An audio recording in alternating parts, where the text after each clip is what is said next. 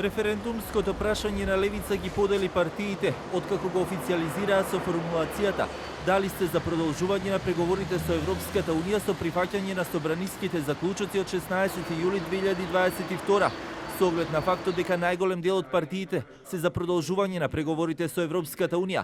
Се наметнува прашањето дали левица ќе остане сама во оваа иницијатива или според досега изнесените ставови со поддршката на ВМРО ДПМН, кои вчера во анализа на телевизија 24 посочија дека најпрвин добро ќе ја разгледаат, но најверојатно ќе ја поддржат.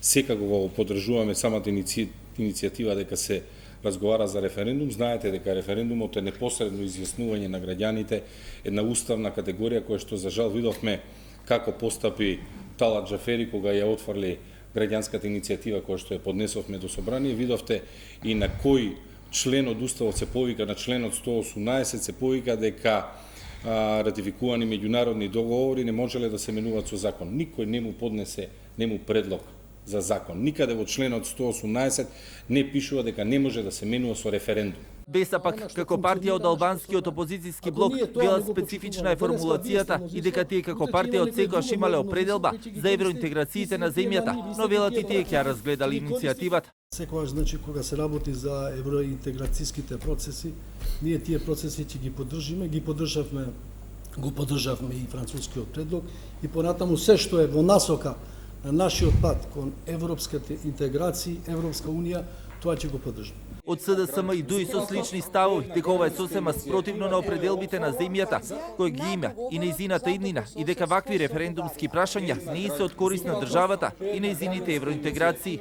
Во услови на невидена енергетска економска криза, најголема после Втората светска војна, дали мислите дека е потребно да исполнуваме некакви желби на лидерите на опозицијата за трошење на народни пари, се проценува некоја сума од 8 милиони евра? Јас мислам дека не треба. Нема враќање назад од Охридскиот рамковен договор, од договорот со Грција и од договорот за добрососедство со Бугарија.